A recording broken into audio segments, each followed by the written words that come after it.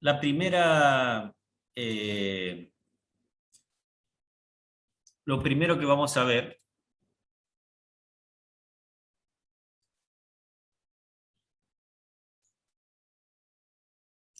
¿no es cierto? Ustedes van a ver esto que decimos reticulados planos o cerchas, ¿sí? En este caso eh, está identificado como en la unidad número 9, ¿no es cierto? Eh, entonces, básicamente lo que buscamos con este tipo de estructuras son las de resolver lo que son los momentos flectores en los cuales están sometidas las cubiertas, básicamente. Ahí tenemos siempre la situación este, de,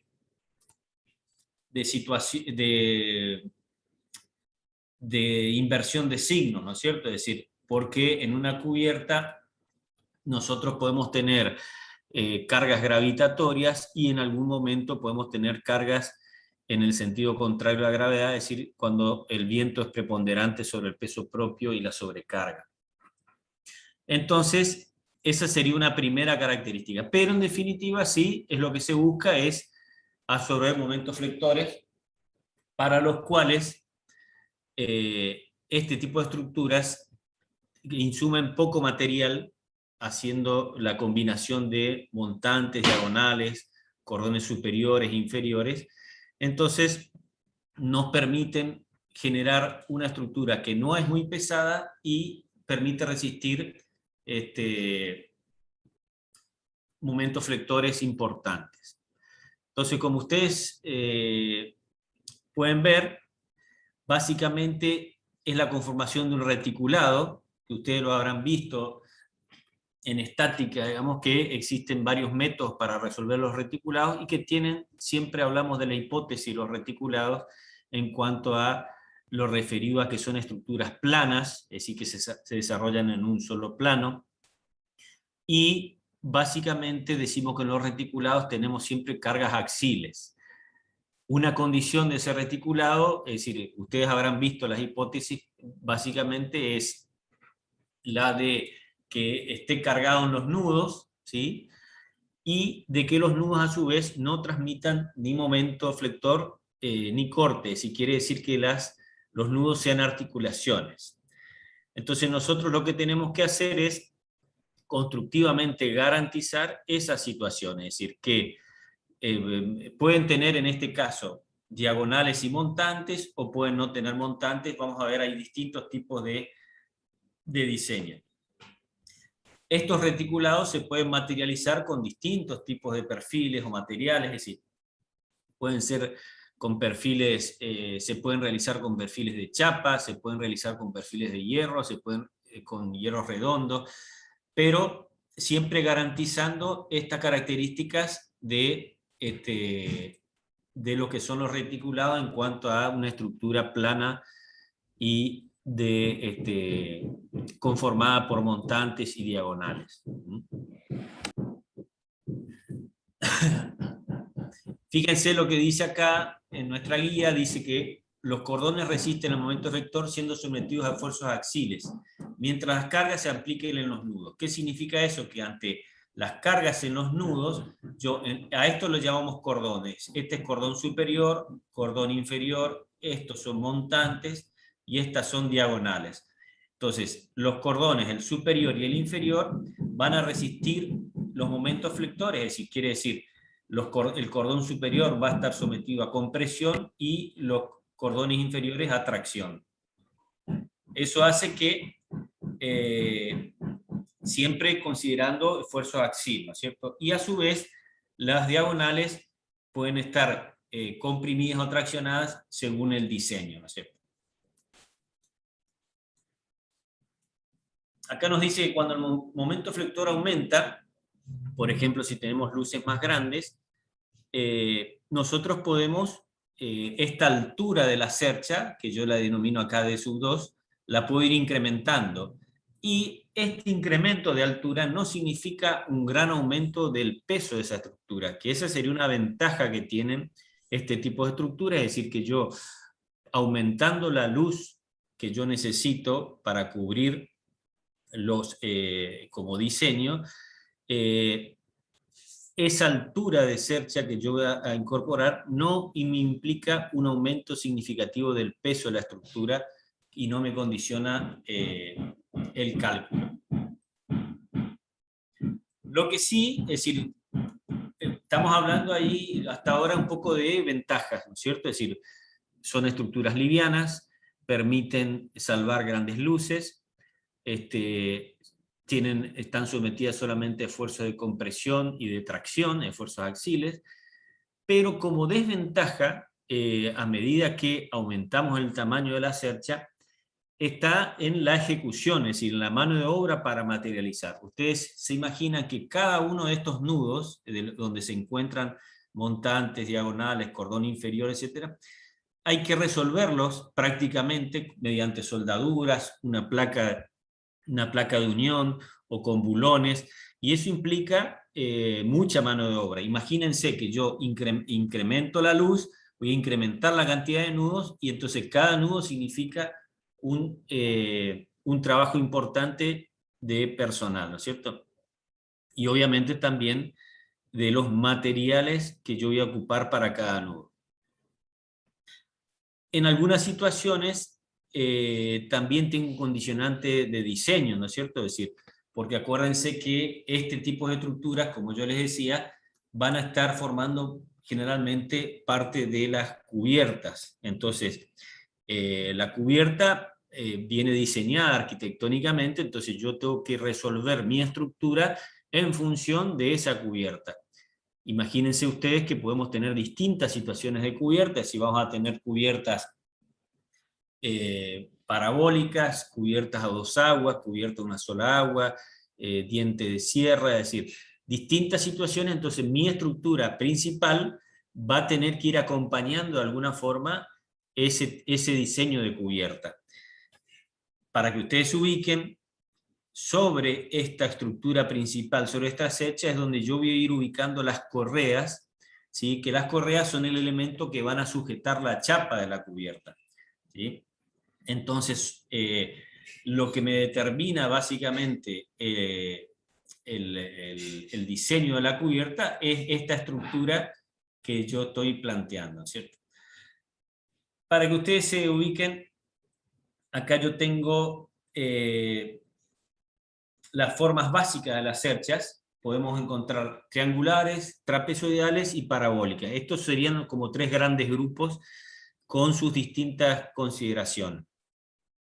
Ustedes a primera vista ya van a empezar a identificar situaciones en las cuales ya están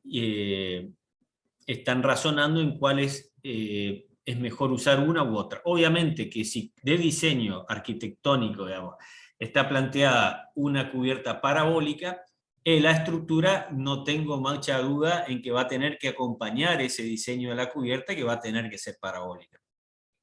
En el caso de tenga una cubierta a dos aguas, yo tengo la posibilidad de hacer una cercha triangular o una trapezoidal o trapecial. ¿Qué situaciones plantea? Es decir, de alguna forma entonces estas cerchas están condicionadas, como dijimos, por las cubiertas, ¿no es cierto? En el caso de la cubierta parabólica, estos sectores cercanos acá a la cumbrera son de difícil materialización en cuanto a que yo debo garantizar que no me ingrese agua, ¿no es cierto? Entonces tengo que resolverlo muy bien en cuanto a los empalmes de la chapa que voy a colocar, etc. Es decir, tiene su situación, digamos así, complicada, ¿no? En el caso de la triangular respecto a la trapezoidal, pueden darse situaciones en las cuales, ¿qué sucede? En una cercha triangular, fíjense, yo tengo muy poca rigidez en este encuentro de la columna con el apoyo de la cercha, ¿no es cierto? Este ángulo que le figura acá, ángulo alfa, es el ángulo de la cubierta, ¿no es cierto? Que yo, obviamente, lo tengo que respetar para mi estructura principal. Entonces, les decía, en la situación de la triangular yo tengo poca rigidez en el encuentro de la cercha con la columna, y eso puede ser un inconveniente porque yo generalmente en esta situación yo estoy tomando un empotramiento ficticio. No sé. Que eso de alguna forma me lo resuelve esta cercha trapecial con esta altura h sub 0, que yo la puedo regular, ¿no es cierto? Es decir, yo cuando diseñe esta cercha, junto con la altura de las columnas, puedo llegar a determinar esta distancia h sub 0, que a mayor distancia h sub 0 me da mayor empotramiento, ¿no es cierto? Un empotramiento elástico de la columna con la cercha. Una alternativa para resolver eso es, fíjense esto que se coloca acá, que se llama tornapuntas, que es, independientemente de la cercha triangular, yo le agrego un elemento rigidizador que va desde la columna hasta la primera montante, que me hace de rigidizar también este encuentro. Es decir, fíjense que me queda acá un trapecio, es decir, entre el cordón superior, la tornapunta, el cordón inferior y esta montante, que me da una rigidez para ese encuentro.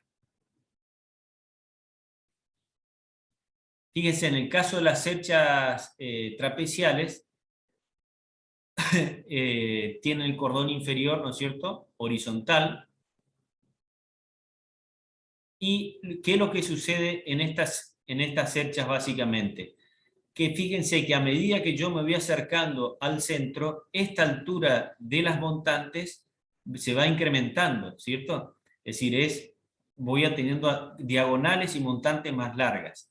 También sucede en la triangular, por ahí en alguna medida un poco menor, y esto cuando tenemos las situaciones de esas montantes o diagonales trabajando a la compresión, voy a necesitar una rigidez más grande, es decir, se tornan en elementos esbeltos, lo que me implica que voy a tener que tomar secciones mayores. Y eso sería por un lado. Y por otro lado, fíjense que me da, si esto fuera mucho más grande, la trapecial, me dan montantes y diagonales todas distintas prácticamente. Es decir, solamente van a ser iguales estas que van concurriendo acá, es decir, las simétricas. Entonces eso también, desde el punto de vista del cálculo y del diseño, me da como que tengo que calcular muchas montantes, ya sea calcularlas y ejecutarlas, es decir, en el proceso del cálculo y de la ejecución tengo una complicación importante. Entonces, para esta situación que les estoy planteando, es decir, de que las montantes y las diagonales son muy esbeltas, son muy grandes, surge esta cercha que es muy ocupada, que es la cercha de cordones paralelos. ¿Sí? Fíjense que en esta situación yo resuelvo el cordón inferior y el cordón superior son paralelos y tienen la misma inclinación que la cubierta. ¿Qué me permite eso? Me permite tener una cercha mucho más uniforme, que no me varían, es decir, más allá que va variando, ¿no es cierto?, el valor de los momentos flectores y de los esfuerzos, pero yo sé que del diseño yo lo que puedo hacer es adoptar una misma sección para el cordón superior, para el inferior, y eventualmente para las montantes y las diagonales, que son todas iguales. Bueno, no sé hasta acá si tienen alguna pregunta, si va todo bien, si se ve bien, si no se perdieron, me avisan. Se ve bien, se escucha bien. Bueno. Entonces, volvemos un poquito para atrás. Decíamos que ahora vamos a ver que a su vez existen determinados diseños ya que son básicos de las cerchas que, de acuerdo a quién la fue creando, quién la fue diseñando en primera instancia, adquirieron distintos nombres. Entonces, sobre todo hay nombres de los científicos o de los profesionales que la fueron diseñando, y eso lo vamos a ver más adelante, en cual existe una variedad donde es fácilmente identificable. Es decir, uno va a decir, bueno, esta cercha es del tipo tal, del nombre, y uno enseguida va a ubicar cómo es el diseño. ¿Sí?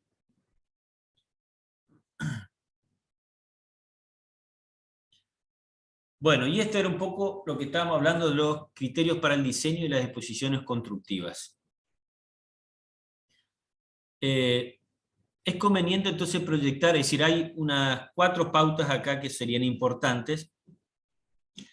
¿Qué es lo que decíamos recién? Dice, es conveniente proyectar el reticulado de manera que las barras de alma, es decir, las diagonales y las montantes, sean las de menor longitud posible, es decir, disminuir la esbeltez lo máximo posible. Obviamente que la situación más desfavorable va a ser cuando estén actuando o están resistiendo esfuerzos de compresión. Les vuelvo a repetir, se van a dar 2 situaciones muy características, van a ser que puede ser que preponderantemente el cordón superior esté comprimido y el inferior traccionado, que es para cargas gravitatorias, peso propio, sobrecarga, o a la inversa, es decir, cordón superior traccionado e inferior comprimido, que es para cuando el viento es nuestra carga preponderante. A su vez, con las montantes y las diagonales suele suceder lo mismo. Es decir, pueden tener distintos signos de acuerdo a cómo se las va resolviendo. Ustedes habrán visto, volvemos un poquito acá atrás, que para esta situación de este cálculo, la resolución, ustedes habrán visto seguramente en estática, que hay distintos métodos para resolver los esfuerzos en los reticulados, ¿no es cierto? Está el método de Ritter, Kuhlmann, es decir, hay métodos analíticos, hay métodos gráficos, y hoy por hoy también se incorpora todo lo que son software de resolución de reticulado, que son muy comunes, digamos. Pero bueno, con esa resolución nosotros podemos tener precisamente para determinadas cargas en nudos, las distintas cargas en las montantes y en las diagonales, cordón superior e inferior. Obviamente que nosotros tenemos que analizar todas las situaciones de carga porque podemos tener la inversión de la carga, ¿no es cierto? Es decir, una montante o una diagonal para un determinado tipo de estado de carga puede estar comprimida y para otro estado de carga puede estar traccionada. Entonces, nosotros debemos armar una tabla con valores máximos de tracción y compresión para cada una de las barras para los distintos estados de carga, ¿sí? Entonces, según los distintos estados de carga, puedo llegar a tener, yo voy a tener que identificar, y una simplificación puede ser, yo obtengo a saber como si fuera una resolución de todo el cordón superior, todo el cordón inferior, todas las montantes y todas las diagonales, y obtener el valor máximo de tracción y máximo de compresión para cada uno de los cordones, ¿sí? Entonces, con esos valores son los que yo voy a entrar a verificar o dimensionar si no tengo establecida la sección con la que voy a trabajar. Ustedes siempre me dirán, sobre todo en el caso de la cercha trapecial, que si nosotros adoptamos una misma sección para las montantes y las diagonales, vamos a estar desaprovechando mucho material en las montantes y diagonales extremas, ¿no es cierto? Es decir, a medida que yo me voy acercando hacia el centro, que va a tener mayor esbeltez, seguramente me va a requerir. Entonces, si yo hago una sección uniforme para las montantes, para todas las montantes, puedo estar ahí haciendo una resolución práctica ventajosa, pero económicamente no. Esa va a ser una evaluación que debemos hacer.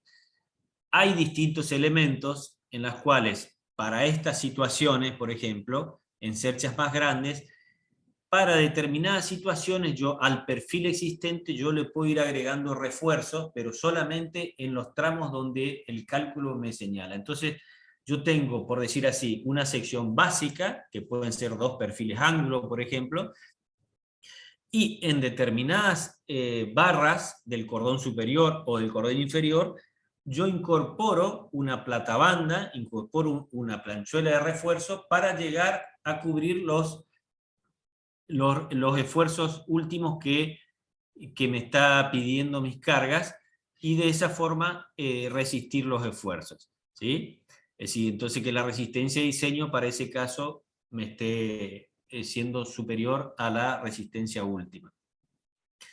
Esa sería una modalidad como para no tener un cordón superior sobredimensionado en algunas situaciones. Lo más sencillo, lo que se tiende a hacer es a que sea una misma sección para todo el cordón superior, para todo el cordón inferior, para las montantes y para las diagonales. Un segundo criterio dice: conviene sistematizar la ejecución de nudos buscando tener la mayor cantidad posible de nudos iguales. ¿Sí? Esta es lo que, con esta cercha, es lo que tratamos de realizar. Fíjense que los nudos, de alguna forma, me terminan dando de una forma similar, ¿no es cierto? Y dice también: debemos tratar de buscar la facilidad de la unión de las barras, con ángulos de encuentros adecuados y minimizando el tamaño necesario de las chapas de nudo. Ustedes van a empezar a escuchar que esta unión se materializa a través de una chapa de nudo, ¿cierto? Entonces, esa chapa de nudo no tiene que ser de dimensiones tan grandes, porque tenemos una dificultad constructiva y obviamente económica. Y otra recomendación que se la da en general para todo lo que son las diagonales es que sean los ángulos que manejemos sean en este entorno, entre los 45 y los 60 grados. ¿Sí? Más cercano yo le diría siempre a los 60 grados, es lo que normalmente conviene en situaciones de reticulados. Una tercera condición, que es un poco la condición que yo les decía hoy de los reticulados, es que debemos garantizar que esos nudos sean articulaciones efectivamente. ¿Qué significa eso? Que permitan pequeñas rotaciones, por lo tanto que no transmitan de un lado al otro del nudo ni momento flector ni esfuerzo de corte. Solamente garantizamos de que eso sea una articulación lo más perfecta posible. Es decir, a su vez, para que no me aparezcan fenómenos de flexión en las barras. Hoy les decía que una característica de los reticulados es justamente que las barras siempre van a estar absorbiendo esfuerzos axiles, es decir, siempre que las cargas estén en los nudos, ¿no es cierto? Es decir, que no estén resistiendo momentos flectores. Bueno, esta sería una última recomendación, perdón, agrego una más acá, de las cumbreras. Fíjense, yo puedo resolver las cumbreras corte recto o corte en inglete, ¿sí? De alguna forma es preferible el corte en inglete para evitar el abollamiento de esta chapa. Esto que está dibujado acá es la chapa que yo digo donde se une. Fíjense, esto es un perfil del cordón superior y están unidos en esta chapa. Acá, si yo tuviera, no está dibujada, pero si yo tuviera una montante central, esa montante tendría que ir acá también en esta misma nudo.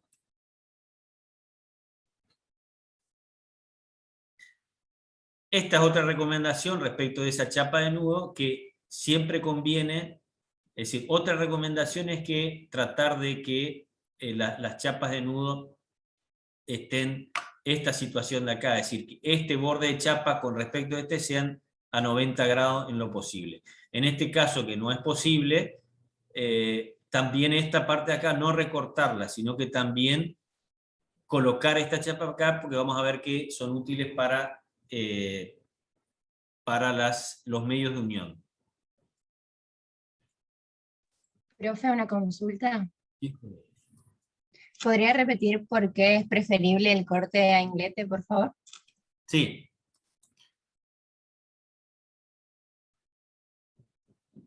Es básicamente para evitar esta situación de acá, evitar el abollamiento de la chapa acá, ¿sí? Porque si yo dejo libre con los esfuerzos que ya están transmitiendo, que pueden ser de compresión o de tracción, tengo el riesgo de que este sector de la chapa acá, este triángulo, me produzca esta situación, que se me abolle. Entonces, lo mejor sería que llegue acá. Entonces acá no voy a tener esta situación de abollamiento de la chapa en ese sector. ¿Sí? Perfecto, gracias.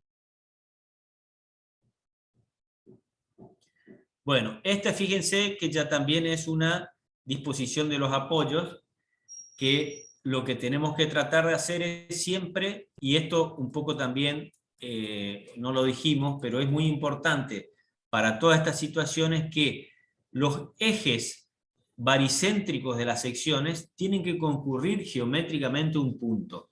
¿Eso qué es? Para garantizar lo que dijimos, que no se produzca ningún momento flector. Entonces, coincidiendo con eso, en el apoyo también me tiene que suceder lo mismo. Es decir, que yo tengo que tratar de que los ejes de las barras estén, fíjense que acá, este es el eje de la barra del cordón inferior.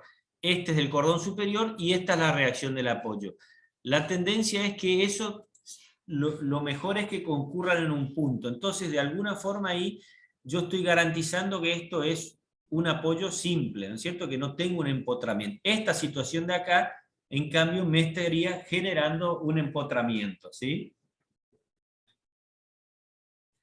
Es decir, me parecía un momento flector en estas barras, que es lo que yo no quiero. Lo mismo que planteamos acá es para todo el resto, es decir, siempre tenemos que tratar de que los ejes de las barras concurran a un nudo, a un punto, perdón.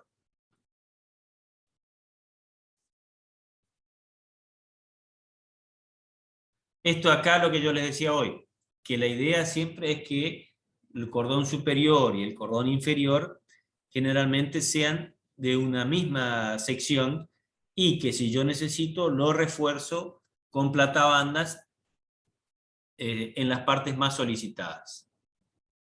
¿Bien?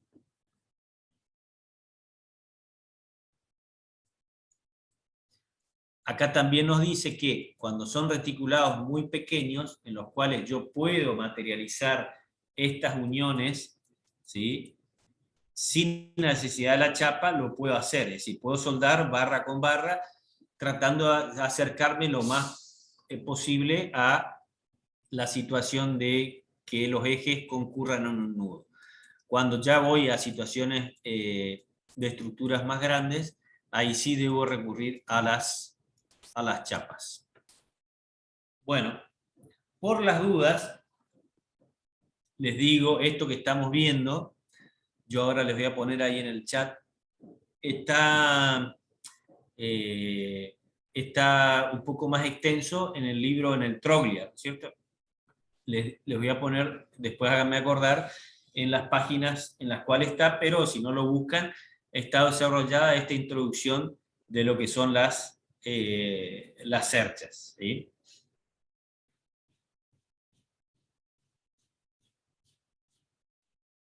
Bueno, hasta acá, ¿alguna otra duda? ¿Alguna otra consulta?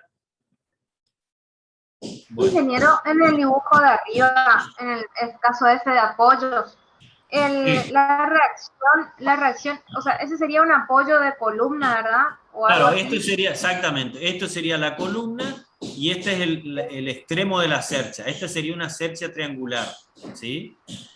¿Sí? Es el apoyo. Todo metálico. ¿Sí? Sería, sí. Vamos acá. Esta situación sería, ¿sí?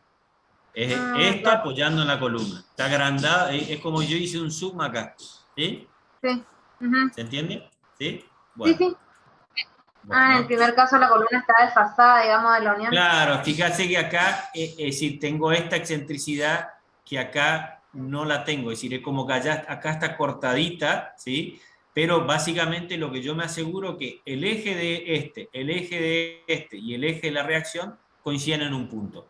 En este caso, fíjate que este eje y este eje coinciden acá, entonces por eso es que me está generando esta excentricidad, ¿sí? Esto me genera un momento que está girando. Esto es lo que les decía hoy, ¿sí? De los tipos de reticulado. Fíjense, hacemos un repaso rápido. Este se denomina Pratt, Howe, Warren con montantes, K o K, y rombo, inglesa con montante extremo, Polonceau doble, Polonceau doble con tirante quebrado y diente de sierra. Estas serían entonces un poco las que están planteadas y cada una tiene su conveniencia para usar en una situación o en otra, ¿sí? Muchas veces, más allá de la cubierta, nosotros podemos adoptar una u otra, ¿no es cierto? Profe, Sí, ¿cuál sería la diferencia entre la Warren y la Warren con montantes? vamos. Es decir, acá en realidad, acá me está faltando, es decir, esto, ¿sí? Ah, ok. Ok. Eso faltaba, está mal el dibujo, ¿sí? Ahí está, gracias. ¿Está? Bueno, entonces fíjese en la Prat. La Prat, que es una cercha rectangular. Fíjense, yo siempre dibujo las cargas en los nudos. Esto obviamente está dibujado así, pero seguramente que ustedes van a encontrar con una pequeña diagonal, ¿no? Es decir, una pequeña inclinación, digamos. Es decir, generalmente esto es así. Es muy difícil que una cubierta sea totalmente plana, ¿no es cierto?, horizontal. Pero bueno, en alguna situación, pónganse que esto en realidad puede ser usado mucho para un entrepiso, ¿sí? Un entrepiso a que sea usable, que sea transitable. Entonces yo ahí sí puedo usar esta cercha, ¿cierto? Un gran entrepiso. Y tengo entonces, fíjense que normalmente para este tipo de cargas voy a tener cordón inferior traccionado, cordón superior comprimido, en general las montantes traccionadas, las diagonales traccionadas y los montantes comprimidos, ¿sí? ¿Qué situación esta ventaja me da? Me da que yo acá tengo sistematizado también los nudos, ¿sí? En tengo todos los nudos muy similares y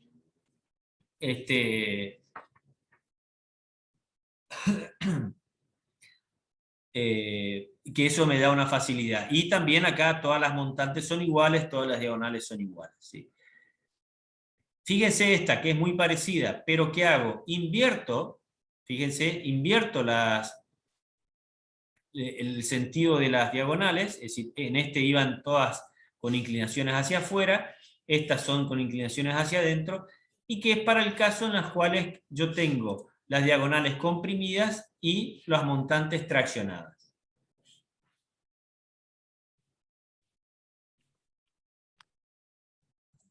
Ingeniero, Sí, ese tipo era como el que dio usted en el ejercicio del cordón superior comprimido.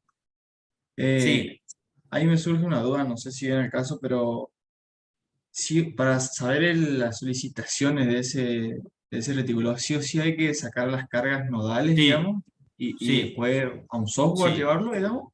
exactamente, sí, sí. Sí, digamos, uno con la experiencia, o por lo que suele suceder, uno dice, bueno, sí, yo voy a tener esta situación, pero ¿qué sucede? Es decir, cuando vos empezás a tener combinaciones de carga, ustedes vieron que el ZigZag 101 te da las combinaciones que vos tenés que hacer, y si aparece el fenómeno del viento, con seguridad vos vas a tener que calcular distintos estados de carga, y para cada estado de carga tenés que hacer la resolución del reticulado.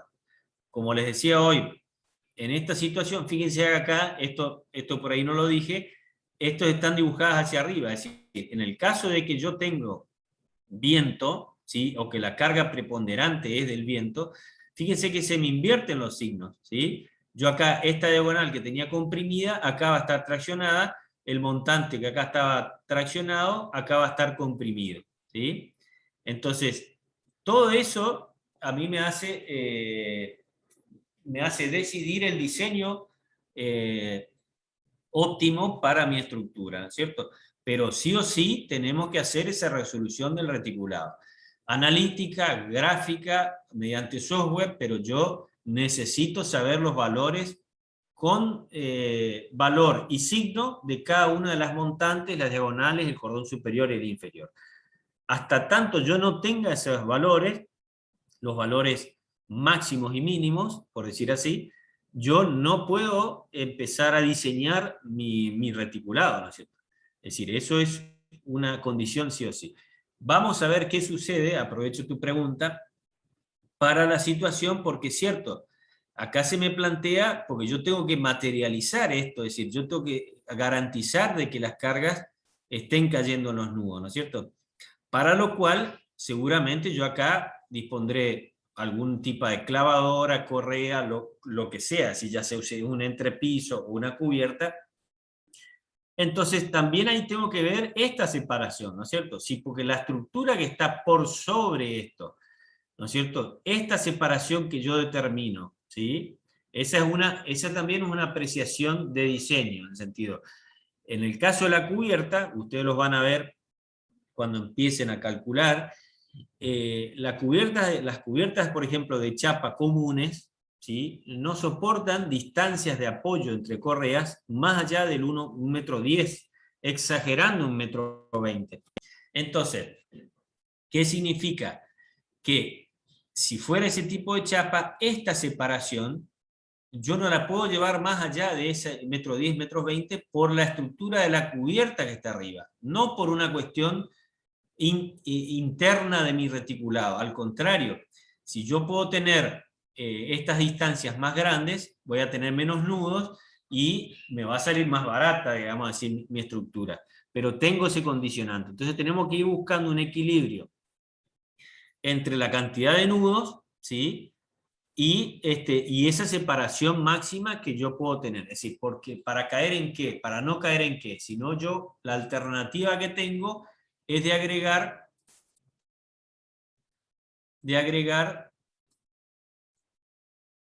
cargas intermedias, ¿sí? Pero ahí se me va a complicar, ¿no es cierto? Porque ¿qué sucede si yo empiezo a colocar cargas entre los nudos en los reticulados? ¿Sí? Pregunto, ¿qué sucede? Es decir, si yo no tengo carga en los nudos y cargo las barras intermedias, es decir, entre La nudos. flexión, Me aparece la flexión. Correcto, correcto. Me empiezan a aparecer fenómenos de flexión, al menos en el cordón superior, al menos en el cordón superior.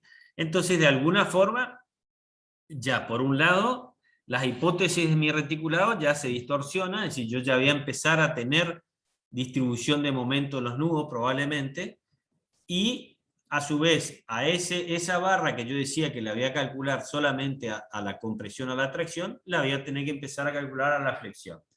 Está bien, son decisiones que podemos tomar y que, digamos, ya es como que estoy rompiendo la hipótesis de funcionamiento del reticulado. Si yo voy a estar en una cuestión mixta, digamos, de una viga armada reticulada, pero con el cordón superior en otras situaciones. Es muy común, es decir, acá yo les hago el paréntesis y les aclaro que es muy común que suceda que en los reticulados el cordón superior yo tenga el fenómeno de flexocompresión o flexotracción por justamente eso, es decir, porque si no me obliga a que los nudos mi reticulados yo no los pueda separar. Imagínense si yo esta luz fuera de 30 o de 40 metros, yo voy a tener 40 nudos, es decir, muy cerquita uno de otro, entonces se me vuelve una estructura muy cara, ¿sí? Y ya no es la óptima,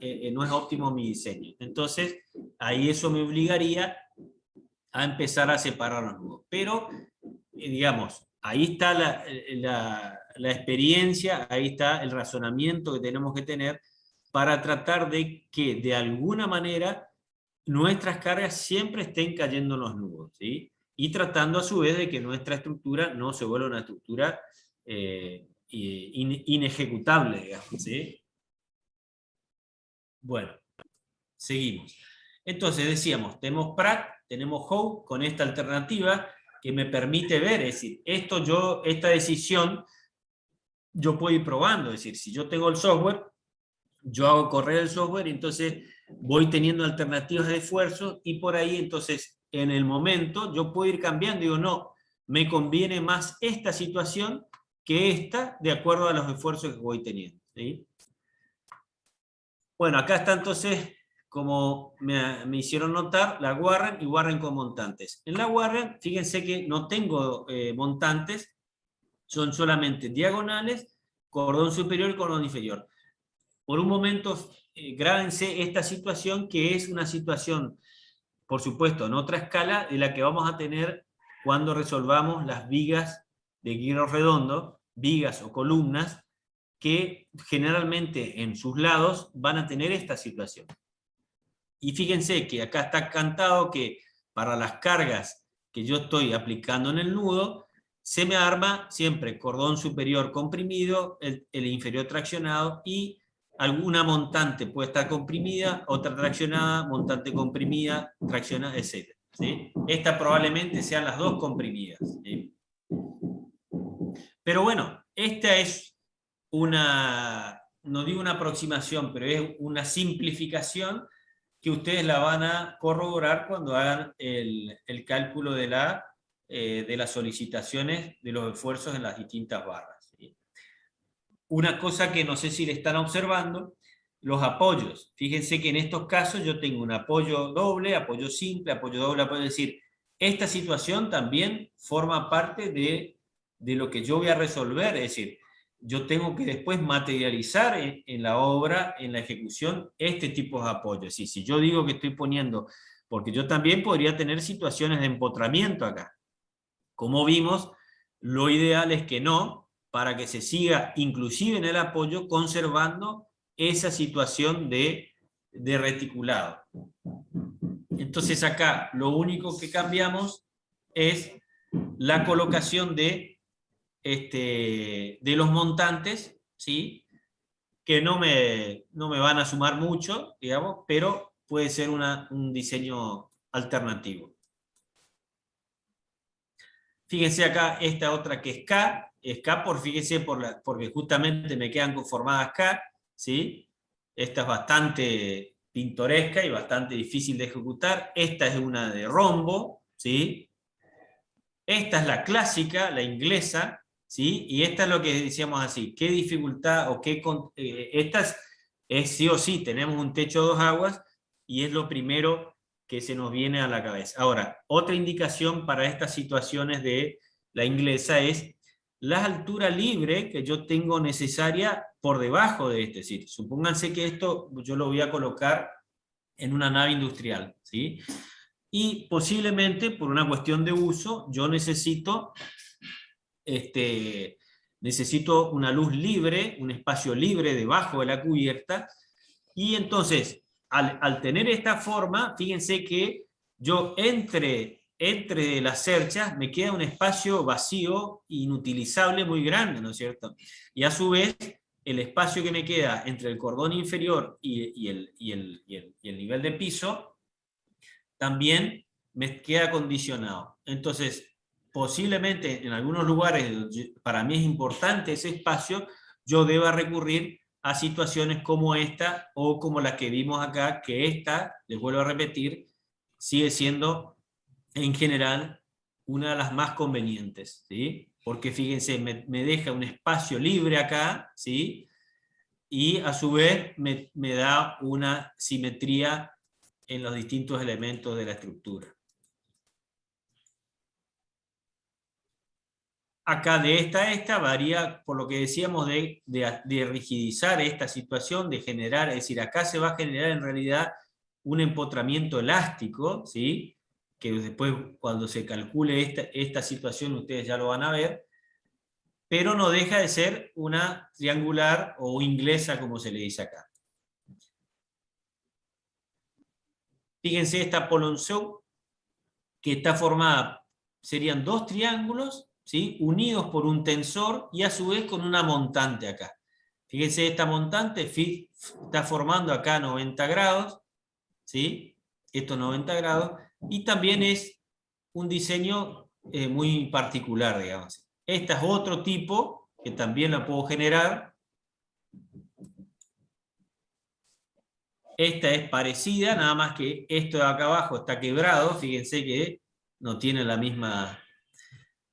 En este fíjense que está dibujado, acá pusimos que esta puede ser de 12 a 24 metros, es decir, cuando empezamos a hablar de grandes luces, también van empezando a prevalecer este tipo de cercha.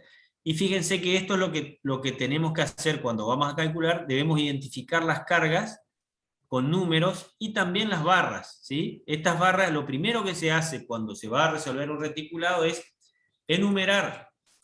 Fíjense, en este caso, por ejemplo, yo empiezo a enumerar el nudo 1, nudo 2, nudo 3, nudo 4, nudo 5. Eso es importante enumerar. Una vez que enumero los nudos, empiezo a enumerar las barras. La barra 1, 2, 3. ¿Qué es lo que conviene para después el cálculo? Que las barras que estén contiguas a un nudo tengan valores de barra o de barra cercanos por un tema del cálculo matricial. Es decir, si yo, por ejemplo, esta barra es el nudo, esta es el nudo 40 y este el nudo 3, se me van generando matrices muy grandes que por ahí me complican el cálculo cuando voy a hacer correr el programa. Entonces eso lo van a ver después. Y lo otro también es que los consecutivos sean de un mismo cordón. Entonces yo digo, bueno, de la barra 1 a la 5 es cordón superior. De la barra 6 a la 8 es cordón inferior. Por eso. De la barra 9 a la 14 montante y de la 15 diagonales. Entonces eso también me da una practicidad cuando me voy a poner a calcular o a resolver el reticulado.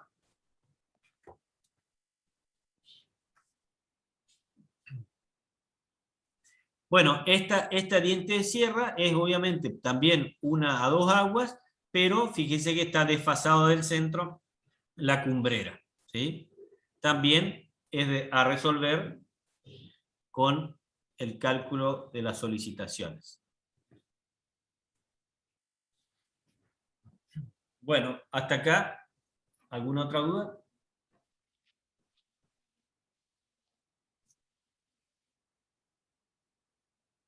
Podemos seguir. Entonces, decíamos que cuando las cargas se aplican en los nudos, tenemos garantizado que las barras van a estar sometidas a esfuerzos axiles. Y la otra condición que decíamos es que los ejes de las barras se tienen que encontrar en un punto para que no haya transmisión de momentos de una barra a la otra.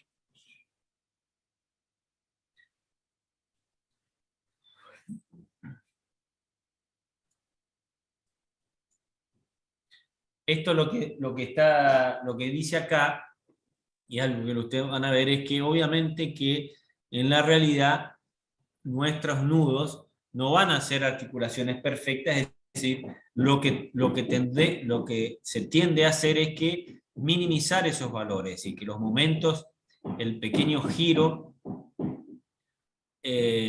produzca momentos pequeños y los podemos despreciar, ¿sí? Es decir, esa es la tendencia. Bueno, y acá lo que decíamos, esta situación, ¿sí? Pero les vuelvo a reiterar, esto no es que sea una cuestión caprichosa, sino que es por lo que yo les digo, de que en realidad si yo tuviera un canalón, es decir, yo tuviera como cubierto una chapa que tiene una rigidez muy importante y que admite, eso el fabricante o la misma característica, los datos de la chapa nos dice, nos recomienda la separación de los apoyos, ¿sí? Por eso ustedes habrán escuchado, van a escuchar que hay estructuras de cubierta que son semi-autoportantes o autoportantes. ¿Qué significa eso? Que una chapa autoportante, que suelen ser lo que se colocaban antes mucho en las estaciones de servicio, que requieren estructuras muy lejas, es decir, que puede ser, yo tengo apoyos cada 6 metros, cada 8 metros puedo apoyar, porque la estructura propia de la cubierta ya tiene una rigidez suficiente que hace que yo no necesito correas separadas cada metro, cada 2 metros, ¿sí? Esa sería una estructura autoportante. Ahora, si venimos hacia abajo, tendiendo hacia las chapas comunes, las sinusoidal, galvanizadas, zincadas, normalmente requieren apoyos mucho más cerca, es decir, del orden del metro 10, metro 20. Entonces, como les decía, es muy difícil que mi estructura de reticulado pueda respetar ese valor de nudo. Entonces yo puedo, como diseño, es decir, bueno, yo me voy a venir a hacer un apoyo intermedio y voy a empezar a tener esos esfuerzos. Fíjense, acá está dibujada la deformada, en este caso, ¿sí? En el cordón superior con una carga intermedia, ¿sí?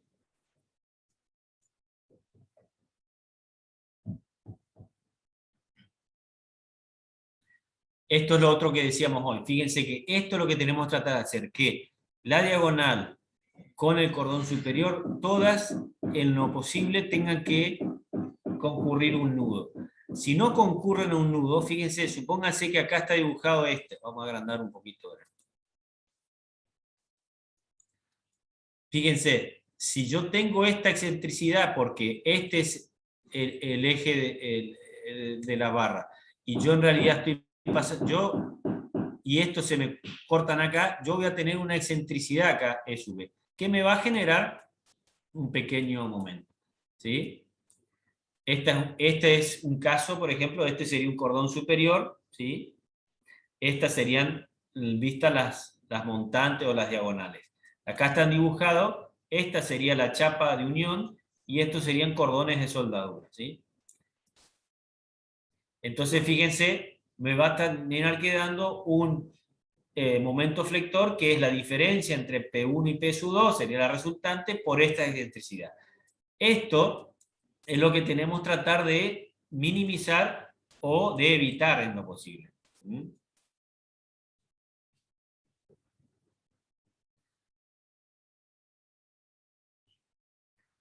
Esta situación de acá, ustedes también la van a resolver en el cálculo, ¿no es cierto?, de las solicitaciones. Es decir, lo único que a lo que era en el cálculo anterior, les va a empezar a aparecer valores de momento flector en las barras. Una simplificación que solemos hacer es esta carga distribuirla en esta y en esta. Entonces decimos que, o mejor dicho, decimos que para el peso de la cubierta, yo hago colocar, es decir, pero eso es una simplificación, porque en realidad este fenómeno es decir, esa simplificación la puedo hacer para el cálculo de todo el reticulado, ¿sí? Ahora, para el cordón superior yo le voy a tener que dar un tratamiento distinto y sí o sí verificar a esta carga P en el centro de la luz, ¿sí?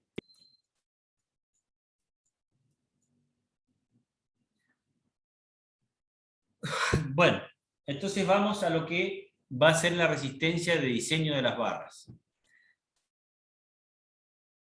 Efectuada la resolución del reticulado, como yo le decía, por método manual, gráfico, software, desagregamos los cordones y podemos hacer una columna que diga barras comprimidas, traccionadas, y eventualmente barras flexo-comprimidas o flexo-traccionadas, es decir, con distintos columnas. Y una vez que llegamos a esa instancia, ahí nosotros nos vamos a remitir al capítulo 301, donde dependiendo de la sección con la que estemos trabajando, vamos a verificar o a dimensionar la estructura de nuestro reticulado.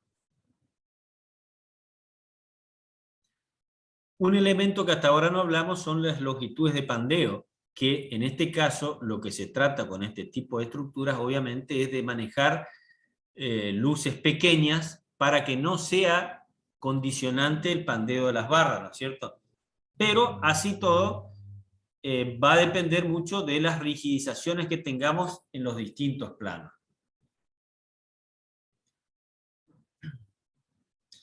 Ahí aparece entonces el concepto de arriestramiento, ¿sí?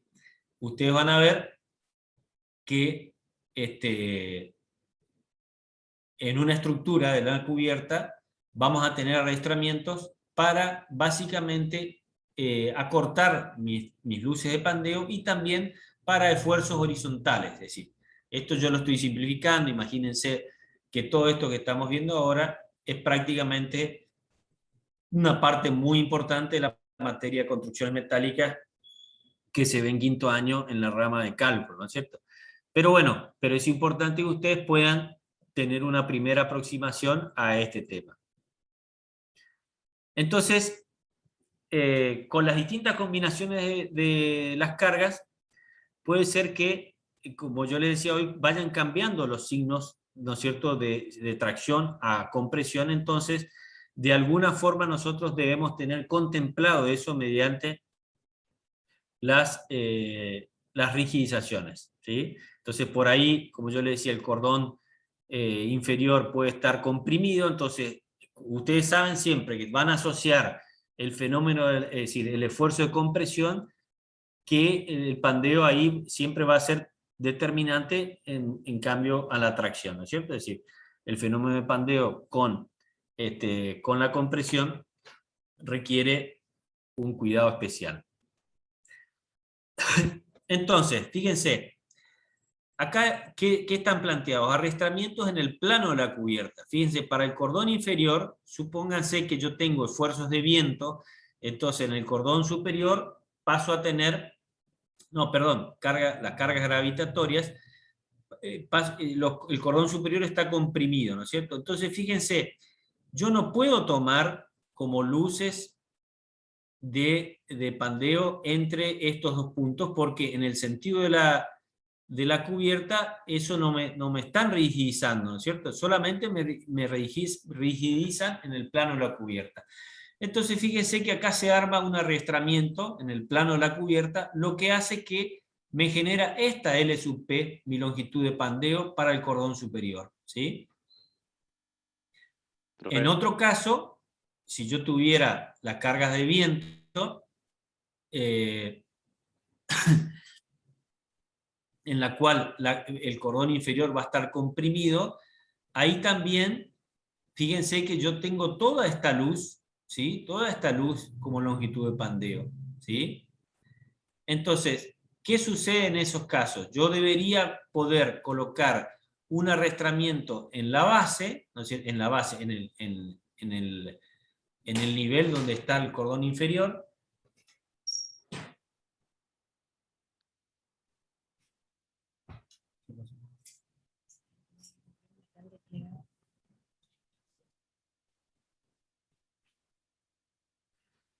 Bueno, entonces, Ingeniero, ¿el viento tendría sí. influencia ahí si la nave industrial es abierta, digamos? No. Esto está hecho una simplificación está extraído de una parte de la estructura. Es decir, ustedes ven, esto es una cercha y acá vendría la cercha siguiente, ¿cierto? O la cercha final, ¿sí? Estas son una cercha que van en forma paralela, ¿sí? Entonces, para el caso del cordón inferior, yo les decía que tengo una alternativa que está dibujada acá, que son estas que se le llaman tornapuntas, ¿sí? ¿Qué es lo que hago para rigidizar el cordón inferior?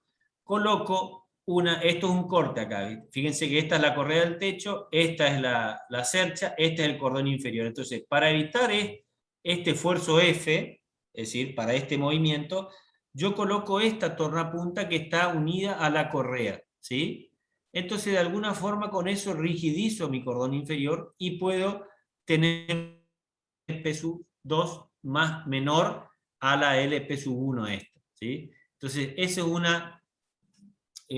un diseño en el caso de esto puede ser una extrema, esto puede ser el extremo y esto puede ser una cercha intermedia. Entonces, me queda acá esta tornapunta que depende del esfuerzo, me va a estar trabajando a compresión o a tracción. Y lo que sí voy a tener que hacer para esas correas, calcularlas a la flexocompresión. Fíjense que acá está resumido.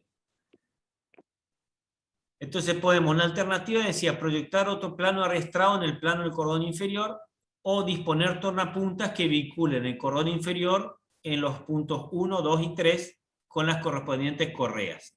Lo que introduce en las correas una carga de flexión, ¿sí? En las cerchas intermedias se colocan a ambos lados, ¿sí? y en la final y en la inicial solamente de un lado, que sería esta situación. ¿Debería tener algún ángulo específico la tornapunta? No hace falta. Sí, Una digamos pregunta. que, es decir, yo te diría que sea mayor de 30 grados una situación así. El tema es que a mayor ángulo se va a generar una longitud mayor, y eso me va a provocar que si tuviera compresión también me diera muy esbelta. Otra pregunta. En el Sí, caso del cordón superior, sí, cuando se vincula con las correas sí. no implicarían, digamos, un No. arrastramiento. Es decir, esa es una muy buena pregunta. Normalmente, ¿por qué? Porque la correa nosotros las calculamos siempre a la flexión, ¿sí? Si yo voy a considerar que mis correas me van a arrastrar el cordón superior, yo tengo que considerarlas ya como si fueran un puntal, es decir, yo las voy a tener que empezar a calcular a la flexocompresión. Pero por otro lado, el esfuerzo ese de compresión de la correa no tengo dónde transmitirlo, ¿sí? La correa no tiene, es decir, es muy largo para que me llegue hasta el otro, de una punta a la otra, por decir así. Entonces, esta situación de estas diagonales que yo coloco así, que se llaman básicamente arrastramientos, son las que me pueden generar ese verdadero arrastramiento en el plano de la cubierta, ¿sí? Pero sí, eso, por ahí tenemos esa tendencia a suponer que el cordón superior está arriestrado por las correas, pero no, yo tengo que generar un arrastramiento independiente de las correas. Esto que está dibujado acá normalmente son tensores de hierro, es decir, un hierro redondo que se colocan inmediatamente por debajo de las correas, ¿sí? Es una estructura adicional, una estructura secundaria, que se colocan por debajo de las correas para materializar esos arrastramientos. ¿Sí? ¿Está más o menos? Sí, o sea que la correa estaría, digamos, por ejemplo, sometida a momento flector debido a las cargas de la cubierta. Solamente. Claro. Y La encima, correa sola. claro, si llegamos a considerar como puntal, a su vez va a estar siendo un esfuerzo de compresión y aparecerían efectos de segundo orden, digamos. Exactamente. Exacto. Por eso digo, es una complicación que no te conviene, y por otro lado, vos tenés que empezar a garantizar hacia dónde vas a transmitir esa compresión, porque se lo vas a transmitir a la cercha siguiente, ¿entendés? Es decir, el esfuerzo de compresión, yo digo, de transmito una cercha a la otra, no es así. Entonces, en cambio, en las diagonales, fíjate que yo lo que estoy haciendo es estoy transmitiendo esos esfuerzos en lugares puntuales, básicamente son acá, y básicamente son esfuerzos de tracción. Yo te diría que generalmente estos no se calculan en cuanto al esfuerzo en sí, sino se diseñan con un cierto diámetro, y que nosotros ya consideramos que están absorbiendo esos esfuerzos horizontales, ¿sí? Pero eso sería como norma, es decir, la correa normalmente, que ustedes lo van a ver, siempre es a flexión, ¿sí? Y tratar de evitar la situación de la flexocompresión o la flexotracción.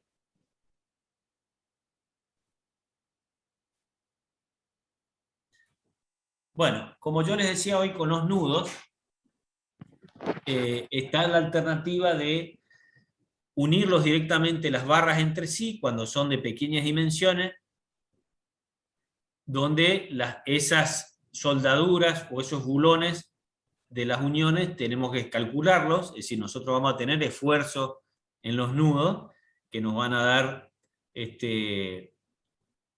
valor de compresión o de tracción que debemos calcular la soldadura, o directamente las chapas de los nudos, ¿sí? Y acá viene un poco el tema de las cartelas, que esto lo vamos a ver así un poco rápido, pero las cartelas básicamente son esas chapas de unión entre las barras, y fíjense que tenemos alternativas de abulonadas o soldadas a la chapa, ¿sí?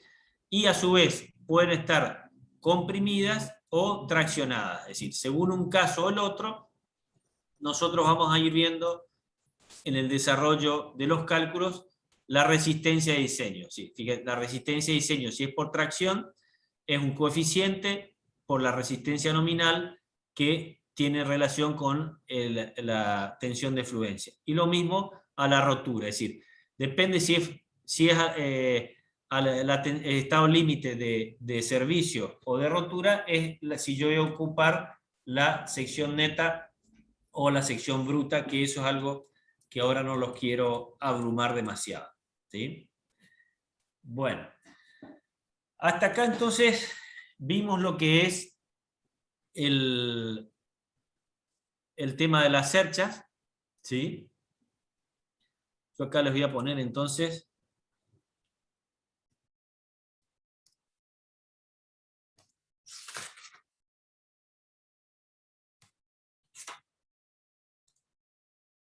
si alguno quiere ampliar un poquito, ahí pueden encontrar lo que es el tema de, que es básicamente esto mismo que estuvimos viendo, por ahí un poquito más profundo también.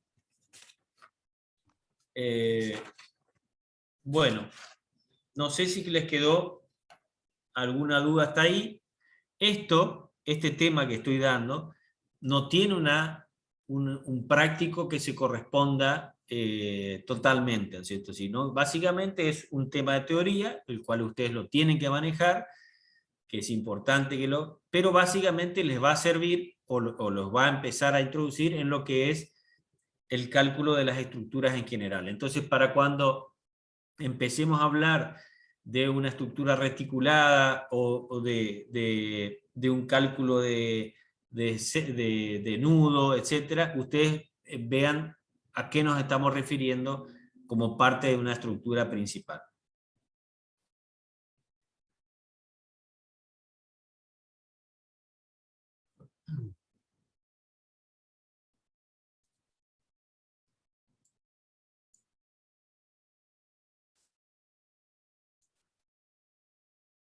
Bueno,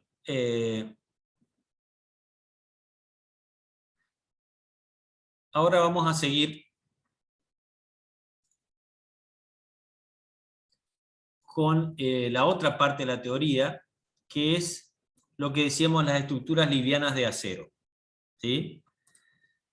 Cuando hablamos de estructuras livianas de acero,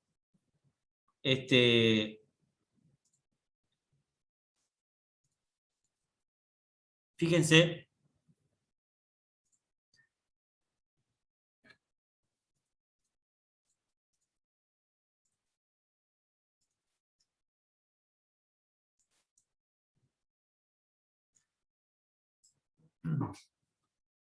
decimos que son estructuras en las cuales están conformadas por hierros lisos o hierros torsionados, también puede ser, pero vamos a ver con qué característica. Y también se pueden combinar junto con perfiles, ¿sí? Es decir, pueden ser perfiles que yo combine junto con las barras. ¿Sí? Yo puedo combinar los perfiles con las barras y de alguna forma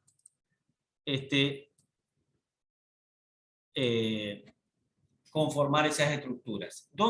¿Qué tipo de estructuras son? ¿Dónde las solemos usar? Estas son estructuras, las livianas de acero, conformadas por hierro redondo, con combinación pero siempre trabajadas en un mismo plano, que son para luces pequeñas y cargas pequeñas. Es decir, cuando yo tengo una situación en la cual no necesito utilizar una cercha, como la que estuvimos viendo recién, entonces aquí aparecen esta situación. Son livianas, porque son estructuras muy livianas, pero me sirven para luces pequeñas, ¿sí? Y a su vez son económicas, ¿sí? Porque son fáciles de ejecutar, pero tienen condicionamientos técnicos de ejecución y de cálculo que son a tener en cuenta, ¿sí?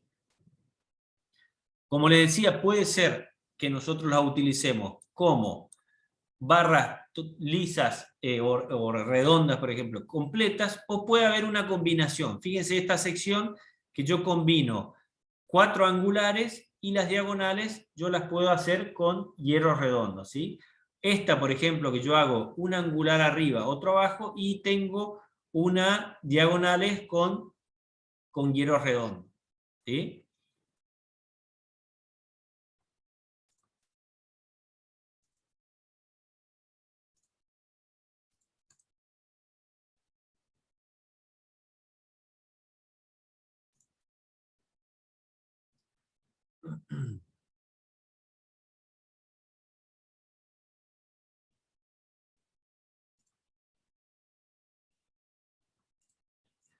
Bueno.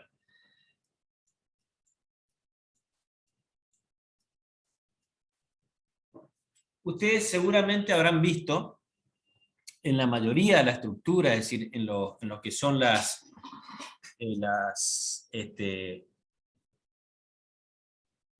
fíjense, no sé si se alcanza a ver, pero esta es una estructura. Normalmente, en los que son en los galpones pequeños o en estructuras también provisorias, seguramente habrán visto mucho las antenas, ¿sí? ¿Vieron las antenas? Están hechas con este tipo de material. Pero en el caso de las antenas, bueno, tiene una reglamentación particular. Y en este caso, en el caso de las estructuras livianas de acero, ustedes se van a remitir a este CIRSOC, que es el 308. ¿Sí? Con este CIRSOC, ustedes van a manejar esta, que es el reglamento de estructuras livianas para edificios con barras de acero de sección circular. ¿Sí? Es decir, todo lo que vamos a ver va a ser referido a ese reglamento. ¿Sí? Una de las cosas más importantes, que eso se lo digo en esta instancia, es definir precisamente y de forma muy clara el tipo de hierro con el cual vamos a construir estas estructuras de acero. Les vuelvo a repetir, estamos hablando de vigas o columnas cuadradas rectangulares, vigas triangulares, pueden haber vigas T también, es decir, son múltiples las funciones, las secciones que podemos manejar, ¿no es cierto? Y les vuelvo a repetir, son muy fáciles de ejecutar. Fíjense acá hay un detalle de cómo se va soldando las diagonales con los cordones superiores, es decir, no dejan de ser pequeños reticulados, ¿sí? en las distintas caras de esa sección.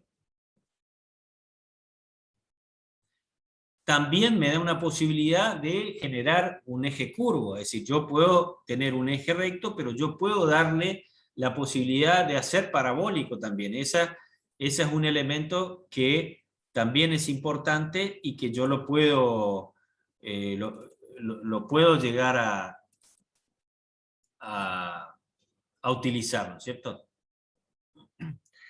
Les decía que una de las cosas más importantes es el tema del tipo de material con que vamos a trabajar. Pero ¿y por qué les digo eso?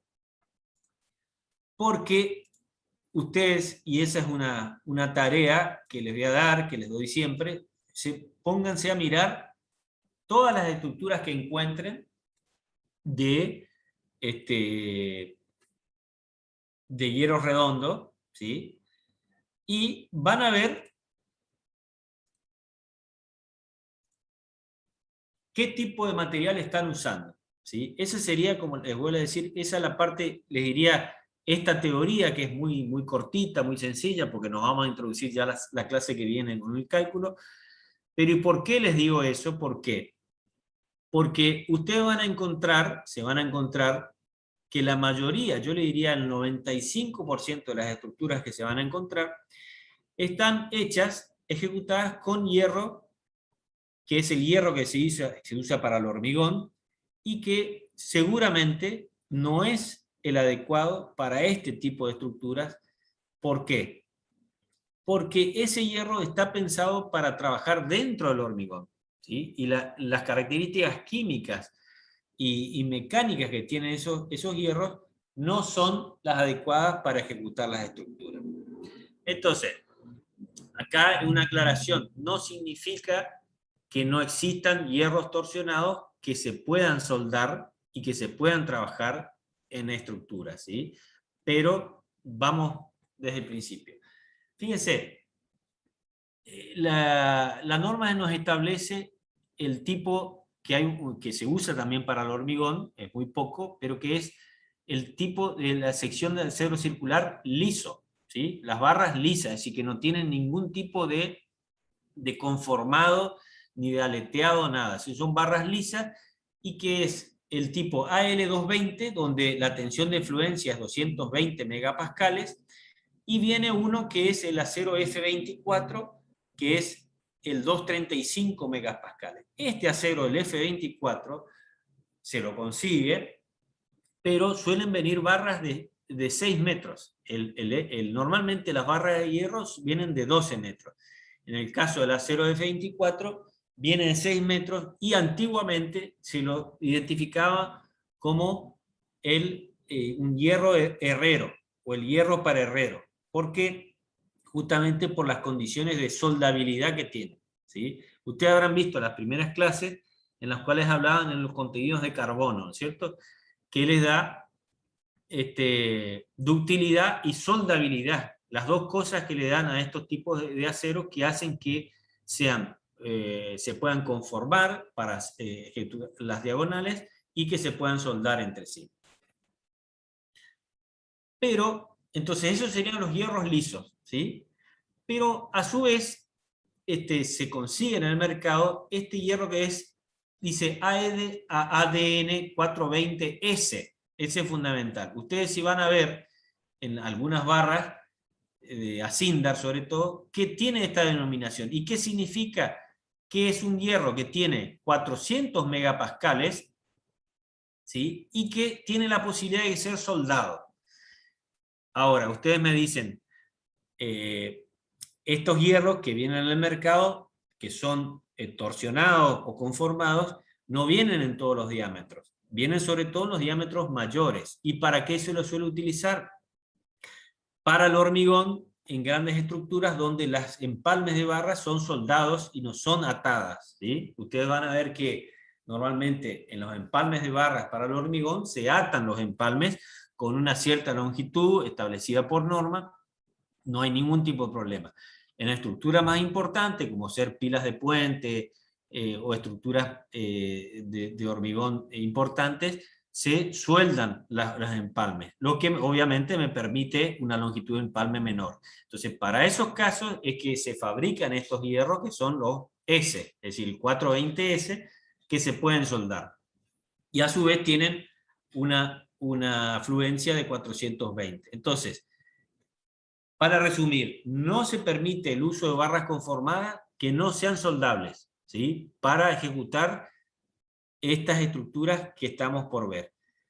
Ustedes ahí, como yo les dije, van a ir y van a ver que la mayoría están hechas así, y por otro lado, muchos herreros, muchos decir, y nunca pasó nada. Pero, si ustedes, sobre todo los chicos que son del interior, o el interior de Corrientes también, en zonas donde existen vientos importantes, donde han ocurrido fenómenos de ráfagas muy fuertes, van a ver que las primeras estructuras que colapsan son esas estructuras de hierro redondo. ¿Por qué? Porque normalmente colapsan por la falta de ductilidad y la soldabilidad. Es decir, ¿por qué? Porque no son aptas, más allá de que puedan tener otros defectos constructivos o de cálculo, ¿no es cierto?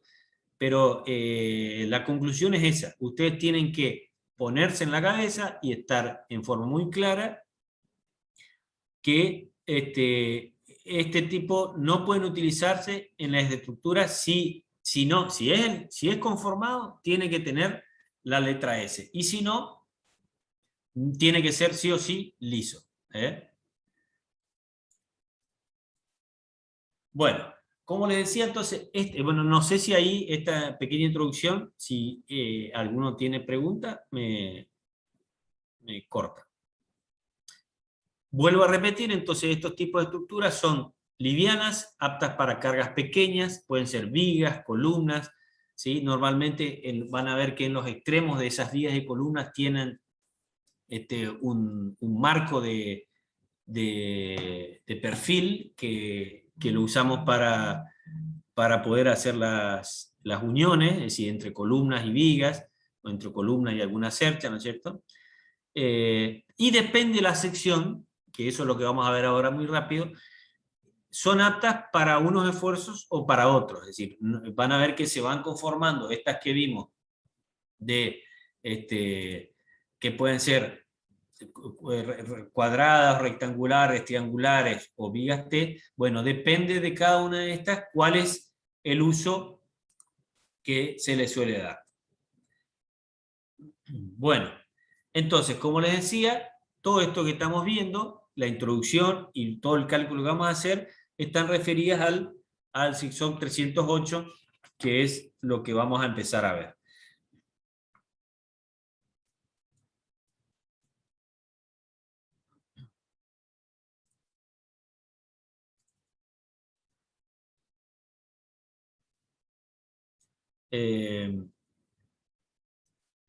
Les decía que dependiendo de la sección, van a ver que para qué esfuerzos son más recomendables, ¿sí? Es decir, no siempre y en cualquier instancia se pueden usar.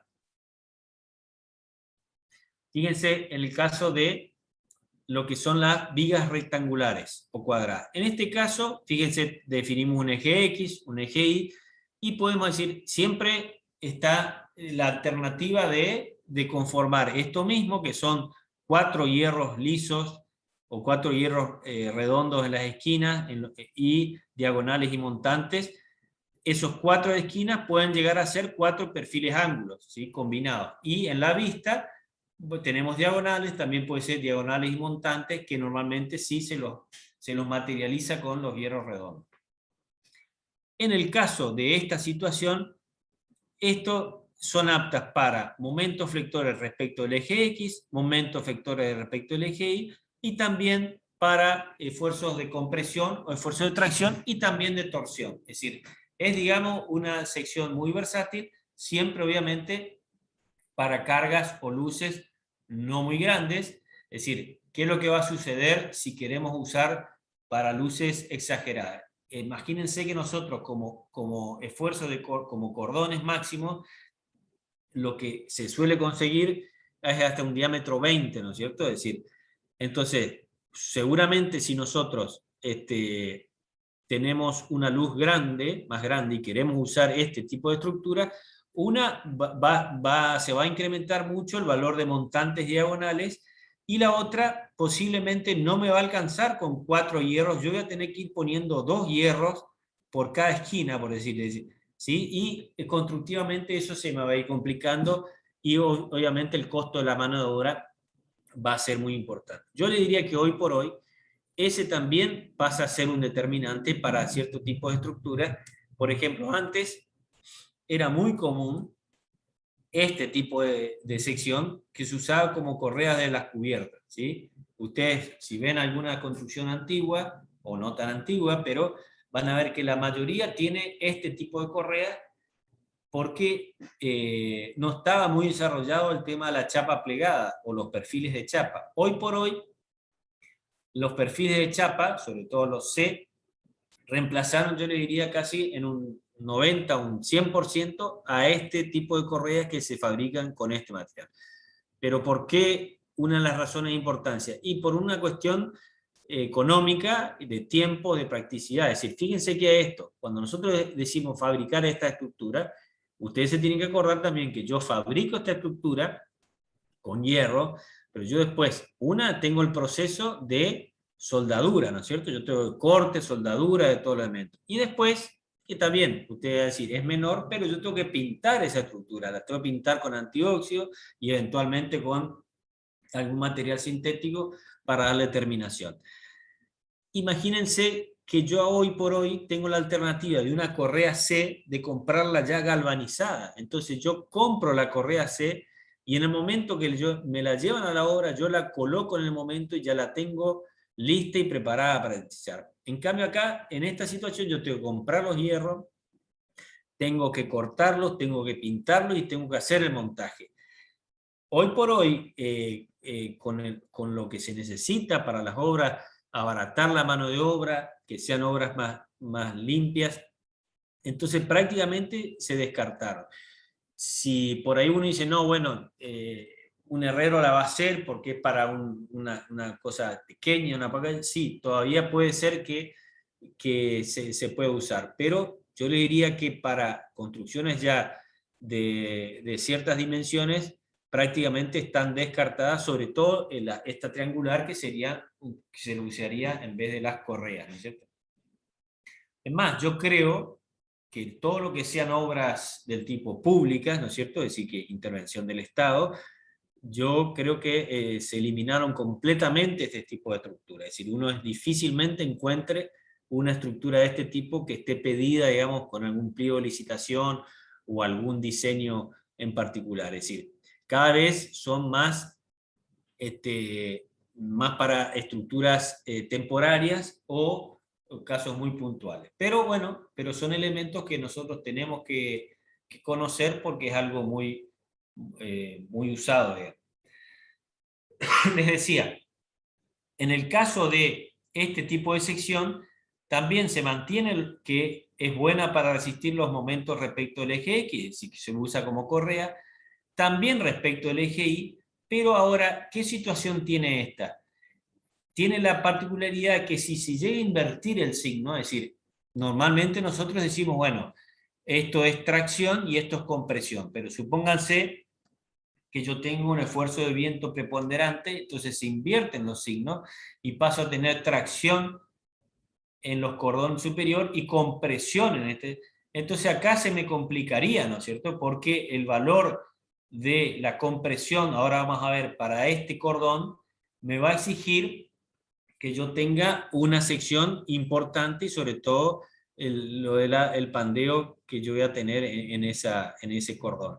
Pero no quita que se la pueda usar igual. Y lo mismo, momento respecto al eje Y, también es muy menor el que yo puedo resistir y tracción y compresión de la sección completa, sí. Y torsión, ya muy poco. Acá salió medio deformado, pero lo que sería la sección triangular,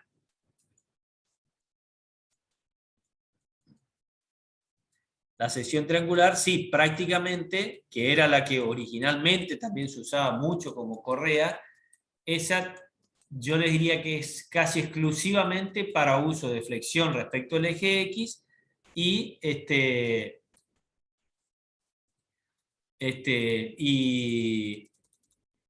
y prácticamente no resiste otro esfuerzo.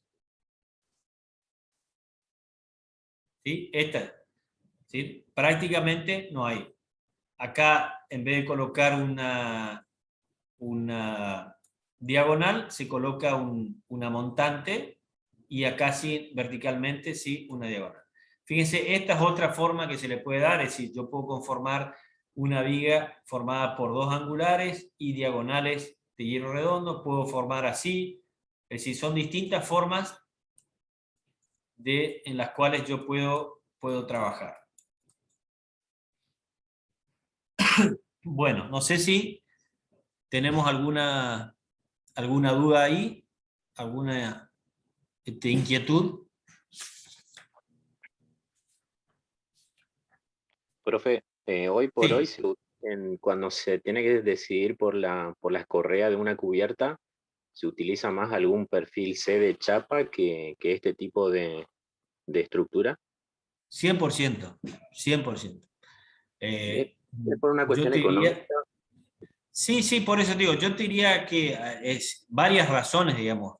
Yo no tengo el número fino para decirte hoy por hoy, viste, si vos, pero qué sé yo, de un tema de practicidad, un tema de seguridad, ¿no es cierto? Un tema de terminación, un tema de mantenimiento, es decir, son muchas las razones por las cuales se va descartando, digamos, es decir,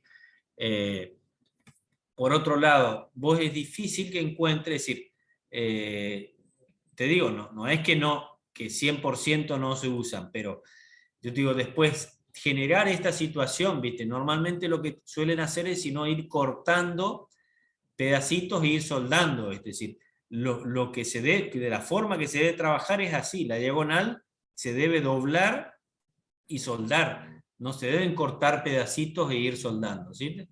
Es decir, pero bueno, yo no digo que no se puede usar, pero normalmente es muy poco lo que se está usando, muy poco. Los de hierro redondo huecos también están en desuso, digamos, de la misma metodología. Los huecos, No, digamos, con espesor. no, claro, está bien, es buena la pregunta. Ahí pasamos a otra, a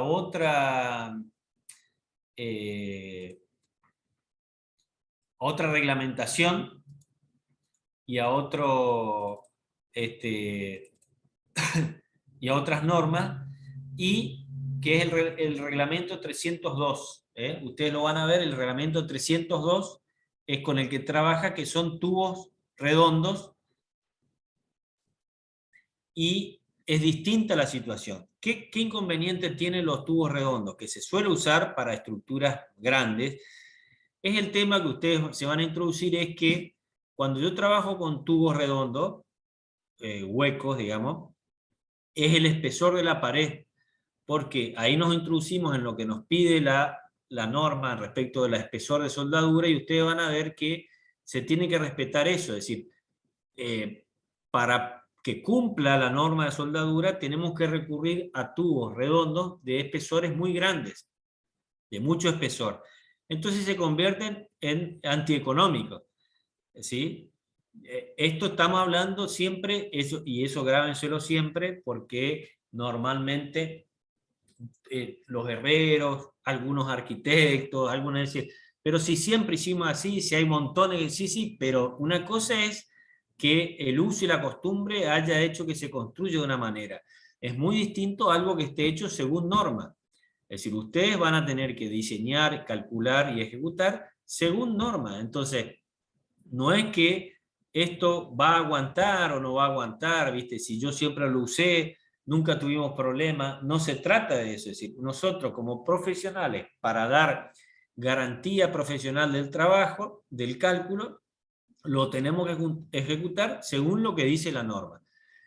Si alguno lo hizo con un espesor menor, si soldó un espesor menor y no pasó nada, y bueno, allá él, pero nosotros no podemos entrar en esa variante, ¿no es cierto? Es decir, nosotros debemos respetar y calcular según eso. Entonces le decía, el tema de los tubos es un cálculo distinto, es aparte, y que se rige inclusive por otro reglamento. Pero en el caso de los tubos, les vuelvo a decir, ahí tiene mucha importancia el espesor de las paredes, que nos van a estar condicionando las soldaduras de unión entre los distintos elementos.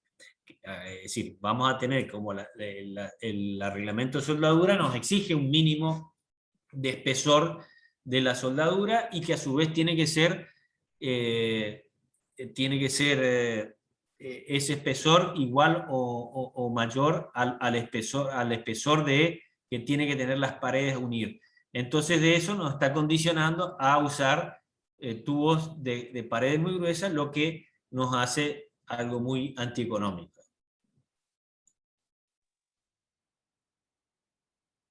Ese tipo de caños estructurales yo vi que usan en columnas, por ejemplo, pero más que nada por una cuestión estética. Claro, sí, seguro. No, por eso yo hago la aclaración, no es que no se pueda, se puede usar y se usan. Lo único, ya te digo, que para que pueda estar acorde al reglamento, tiene que cumplir los espesores, que hay veces que el problema es ese, que uno, sobre todo en diámetros pequeños, no vienen de espesores en el mercado, digamos, porque esa es la otra. Yo puedo calcular con perfiles, y yo me fijo en las tablas, ¿viste? Es decir, inclusive los hierros lisos también, yo puedo ocupar el F24 o puedo ocupar distintos tubos. Mi problema va a venir al momento de que el proyecto diga, bueno, ahora vamos a hacer la compra de los materiales para ejecutar. Y nos vamos a encontrar que en el mercado no se consigue. Es decir, que no se lo suele traer y eso a veces genera un problema. Bueno, avanzamos un poquito más. Entonces, ¿qué particularidad tienen estas secciones? Que básicamente cuando vamos a calcular los parámetros seccionales, mecánicos, nos vamos a estar tomando casi exclusivamente la sección de los cordones, es decir, en el sentido que para calcular las inercias y todo, vamos a encontrarnos en una sección básicamente 4 o 3 círculos, digamos, que son los que vamos a calcular. Por ejemplo, definimos el área bruta, es el área armada que A sub G, que es la sumatoria de AG sub I, que serían las distintas, es decir, si yo tengo acá esto, por ejemplo, tengo cada cordón es AG sub 1, AG2, AG3, AG4, ¿sí? La norma, para una facilidad, nos dice que A1 es la suma de AG sub 1 y AG sub 2, A2, es decir, es como que forma a su vez pares de secciones en los distintos ejes para calcular las distintas características mecánicas. Para calcular la inercia recurrimos a Steiner. ¿Se acuerdan de Steiner? Que es, ¿no es cierto?, la superficie por el cuadrado de la distancia. Fíjense, H es lo que me separa estos cordones de esto. Yo quiero calcular la inercia respecto al eje. Sí, perdón. Sí, estoy mostrando. ¿No se ve? Se quedó compartiendo la imagen anterior, profe. Bueno. Perdón. Ahí voy. ¿Ahí sí? Sí, ahora sí. Profe. Ahora sí. Bueno, disculpen, disculpen. Bueno, arrancamos de vuelta. Tengo, entonces, vamos a este caso. Estamos acá en el reglamento. Este es el zigzag. Tenemos que, en este caso de cuatro cordones, a cada uno de los cordones le llamo AG sub 1, AG sub 2, AG sub 3, y la norma me establece que yo puedo tomar pares de secciones sumando las secciones. A1 con A2 es la sección A1, A2 es AG sub 3 más AG sub 4, así etc. La separación entre los cordones es H en vertical y B en horizontal. Entonces, si yo quisiera calcular la inercia, les decía que aplicaba Steiner, y ¿qué hacía? Hacía A1, A2, que A1, A2 es, fíjense que es esta sección y esta sección, ¿sí? ¿Sí? Es esta sección y esta sección, sobre la sección total, por la h al cuadrado y k sub x, que decimos que son coeficientes experimentales, y que acá dice, la norma establece que para secciones rectangulares puede tomar 1 y para una sección T 0,86. Entonces ahí tengo la inercia en X. Lo mismo hago si quiero la inercia en Y, nada más que en vez de H multiplico por B al cuadrado. ¿Se acuerdan de Steiner? Steiner lo que hacía era despreciaba la inercia propia, es decir, yo si no tendría que hacer la inercia propia del cordón, ¿no es cierto?, más la superficie por la distancia al cuadrado. Yo lo que hago es despreciar las inercias propias y solamente tengo en cuenta la superficie por la distancia al cuadrado.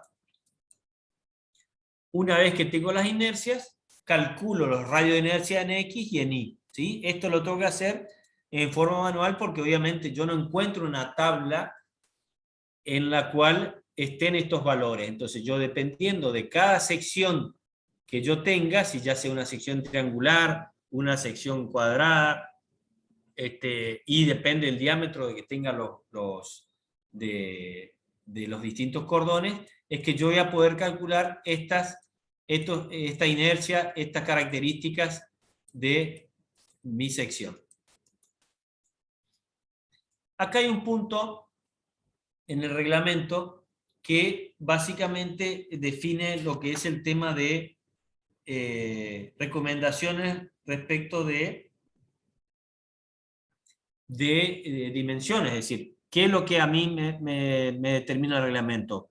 Experimentalmente se comprobó que distintas relaciones entre la luz que yo voy a calcular de mi viga o de mi elemento estructural y la altura o la base, me da recomendaciones. Entonces yo tengo parámetros para prediseñar, ¿sí?, mi sección. Fíjense, si elementos rectos solicitados a flexión, simplemente apoyado o continuo. L sobre H, si la luz total de esa viga dividido la altura, tiene que ser menor que 35. Entonces, si yo conozco la luz, puedo predimensionar la altura con la que voy a trabajar. Y si es continuo, menor a 45. Después, para elementos rectos comprimidos, flexo comprimidos, el lambda modificado tiene que ser menor a 150 o menor a 250 para los secundarios.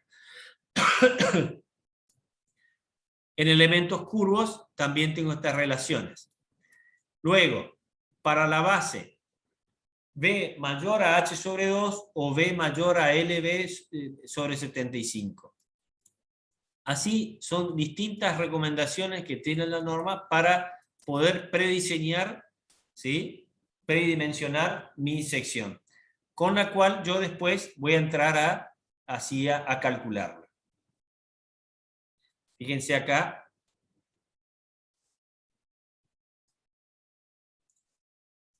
Esto que yo les decía, este ángulo alfa, que decíamos que tenemos que llevarlo cerca de los 60 grados, y que no pierda continuidad la diagonal. Este es importante, y a su vez que y el ángulo. Esto en dos caras o en las caras que tenga diagonales. Bueno.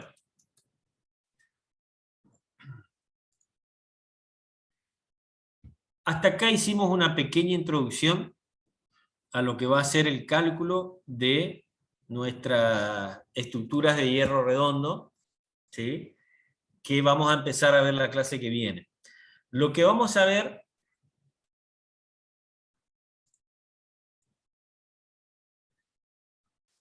para que ustedes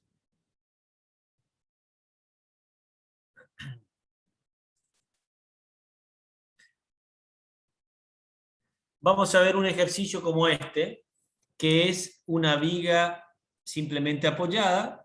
Fíjense que tiene 4,40 metros de luz y yo tengo una sección triangular, ¿sí? De eso se va a tratar el ejercicio y es lo que vamos a ver la clase que viene. Es decir, diferentes elementos estructurales, es decir, nosotros después vamos a ver también el caso de una columna, pero todos elementos que ustedes van a estar en condiciones de calcularlo, siempre hablando de cargas bajas y luces pequeñas, ¿sí?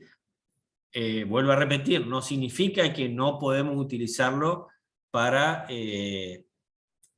otras situaciones, digamos, sino que se van a volver antieconómicos por el trabajo, sobre todo de mano de obra, que va a llevar, y también por él empezar a utilizar más material que vamos a necesitar.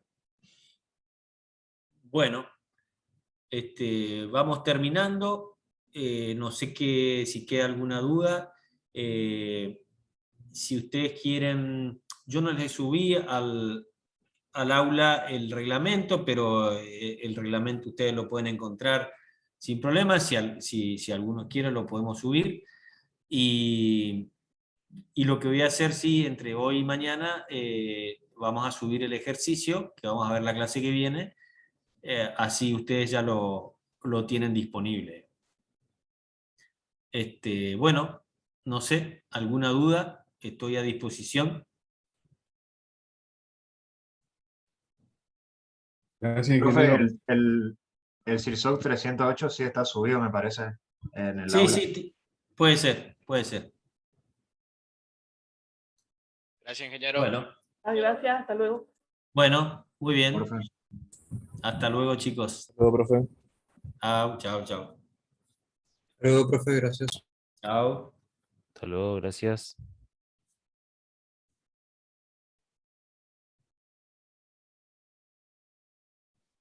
Hasta luego. Chao, Ingeniero, chao. Sí. a modo de duda nomás, ¿qué software se puede utilizar para hallar las solicitaciones ese del práctico que usted dio? Como para entender, digamos, cómo sacar Mirá, las solicitaciones esas. el que yo usaba, pero debe haber más de uno, es el P-Plan. ¿Sí? El P-Plan, que hay uno que corre bajo Windows, es uno que se puede usar, pero si no, cualquiera, alguno de los